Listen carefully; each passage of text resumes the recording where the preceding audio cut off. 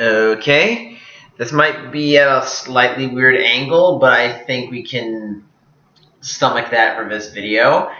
As you can see from the title card, and as I've been saying on Twitter and stuff, I am reviewing now the second season of Stranger Things. And this one, it had some pretty big shoes to fill, considering the fact that the first season was such a huge hit. And for my money, first season was that was like the perfect start to this series. The only other show I could think of that I've seen the first season of that was a perfect start for that series was The Flash on the CW. So anyway, um, with that being said, this season takes place in 1984, a full year or so after the events of the first season. And as far as Mike is concerned, Elle is gone after she vanished into thin air near the end of at the end of season 1. And so he's kind of struggling to adapt to life after Elle has left, and he's not the only one having problems. Will, the kid who was missing in the first season, he's been rescued, but he's having these weird visions in his head that are just driving him insane. And so that ends up being the main plot point from the story is what's up with the visions that Will is having? Is it just trauma, or is this some sort of sinister looking into the future stuff? And as it would turn out, and Elle did not die at the end of the first season, which I kind of figured she wasn't dead because the DVD I got for Stranger Things 2 had her face on the cover, and I saw trailers for her in season 3, so that kind of took away the shock value of her turning out to be alive. And one of the things I was concerned about going into this season was, are they going to explain Elle's revival in a way that's so stupid that it doesn't make any sense? And it actually, the way she ended up being still around, it actually made a lot of sense because when she got zapped out of existence, she didn't really die. She got zapped into a different dimension and managed to find her way back into our world. So I kind of thought that was going to happen because I'd seen shows that, again, like The Flash, that did something similar where a character was presumed dead, but then it turned out that the character was just in limbo or a different dimension. Take your pick. So with that being said, talking about Elle makes me come to really my first the season.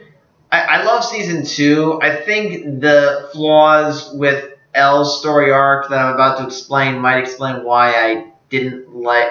There are some parts of this season that I didn't like as much. For example, Hopper is now taken Elle in as his own, but he's keeping her quarantined in a cabin. He keeps making empty promises about her seeing her friends. And I understand that Hopper is being overprotective because he doesn't know what kind of trauma Elle has been through based on what he saw in the lab in the first season. So he's trying to protect her, but I feel like he's being a little overprotective. Like, I understand why he's doing what he's doing, but to me, I feel as if he's overcompensating for the fact that Elle's had a traumatizing past, so he doesn't want her to re-experience that, if that makes any sense. And I'm also kind of torn with Elle on this because I understand her frustration and her anger because Hopper is having a hard time keeping up with the promises he usually makes. And she wants to see her friends, but at the same time, it's like, well, we don't really know if there's any other freaks out there that would do something worse to you than the Hawkins lab guy. So honestly, I kind of feel like Hopper has a point, but he's being overprotective, and I feel like Elle has a point, but I just feel like there was probably something else they could have done to keep Elle safe as opposed to locking her away up in this cabin out in the woods. But it does lead to a very nice moment where Elle runs away, and when she comes back to town and reunites with Hopper, Hopper apologizes officially this time, and he doesn't. It's that I think it's how a lot of parents would react after the kid's been gone for a long time after a tough situation. You don't really care what they did if there's no criminal record or anything that you can see, and you're just kind of happy to have your loved one back, and you're willing to make amends. I think that was kind of the idea of the story arc they were going with. So that was kind of a sweet moment. They introduced a few new characters. Dacker Montgomery, who would later be known as the Red Ranger in the 2017 Power Rangers movie, comes in as Billy with probably the least attractive looking set of 80s hair I've seen. It looks a little too greasy for me. Anyway, so Billy is dealing with his own problems, and his sister Max, nicknamed by the guys as Mad Max, joins our group of friends, and she seems to be a very decent character. Actually, she's a really good character. I mean, she's kind of, I think she's probably the second best next to Elle, because Max, she doesn't take any bullshit. She's actually pretty tough and pretty aggressive when she's pushed. But I also like how she comes from a broken home, so that's where a lot of her anger comes from when people start mistreating her, because it's just like the same way her family is. But I do like how she eventually earns the trust of Mike and the boys. And Mike in this season, I don't really know why. I mean, we only really hear the angsty teen stuff he's done in dialogue, but for the most part, he seems kind of like he seems sort of like the usual way Mike normally is, even though he's still trying to get over the craziness from the previous season. They also explore in this season Nancy's relationship with Jonathan, because it starts off with her dating Steve, and there's a bit where they kind of break up because Nancy gets drunk and cusses out Steve. But then they don't flat out say that Nancy is dating Jonathan, but they do hint at it pretty heavily.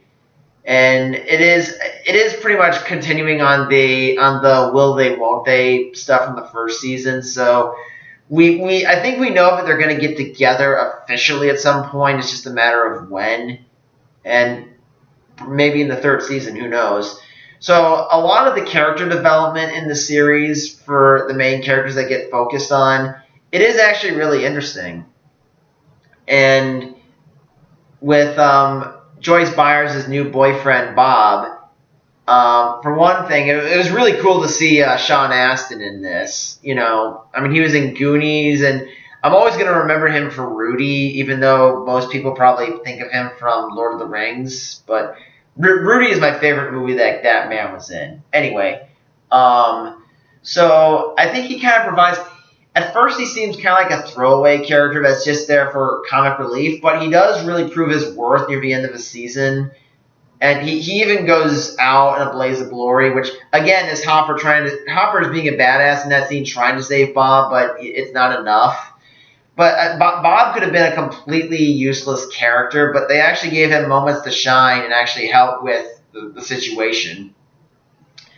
Well, one example is one scene where he helps solve a puzzle of Will's drawings as Will's getting crazier and crazier and his health just starts to deteriorate.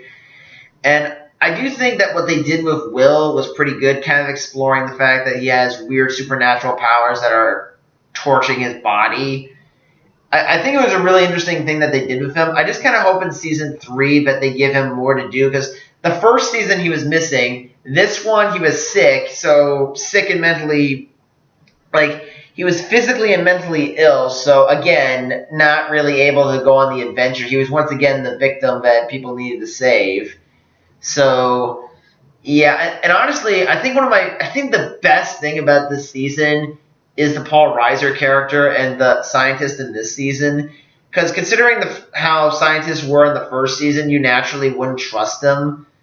And I kind of thought it was going to be like Aliens, where Paul Reiser starts off as a nice guy, but then you kind of realize that he's really just a douchebag. And even with the way that, even with the mood of the scenes, the lighting, the dialogue, and everything else in the mise en scène, you kind of feel like they're going to go for that twist that he's not really the nice guy he says he is. But it turns out that he actually is trying to help and trying to do right by everyone in Hawkins. So it was kind of a nice twist that you think he's evil, but then you realize that, no, he actually really is the nice guy he came off as earlier in the season. So I thought that was really cool. I mean, it's really cool to see Stranger Things take a lot of cliches that we see in a bunch of other stories like this, but then kind of either twist them into something that's not what we were expecting, or tweaks it in a way that works to the benefit of the story. I'm really trying to think what else is noteworthy to say. I think I've really gone over all the major stuff. There's really not as much to talk about in this season compared to the first one. But I'm trying to think. Is there really anything else I could say that'd be interesting? I will say this. I think that the ending of the season was really sweet, with them going to prom and Dustin trying and failing repeatedly to get a dance partner, and Nancy, who's helping to run the dance at the middle school, decides to give him a nice little dance on the floor. And there was also a sweet moment where Mike and Elle get to dance at the end of the floor. And the season does reveal that Elle finds her mother in this season, and after that, Elle runs away from the town to exact revenge on those that mistreated her family, and also to track down her sister. And we find out that Elle's real name is actually Jane, but I think I'm just going to keep calling her Elle because everyone else does anyway. So that was kind of a good moment where Elle considers running away and living life on her own the way she wants to, but then when she turns to a life of crime, she briefly she realizes that this is wrong because the person she's about to kill has a family, so she can't bring herself to axe him off in front of the wife and kid.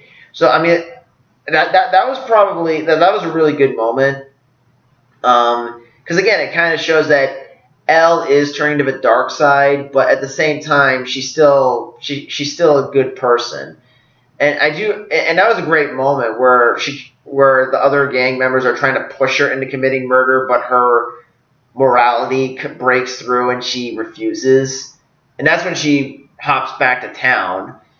I think that's really all I have to say. All in all, great season. I think the motivations behind Hopper for keeping Elle safe were a little extreme. And I do feel like Elle could have been a little more appreciative, and I think they could. I just think they could have been a little more civil with each other in this situation. But what are you gonna do?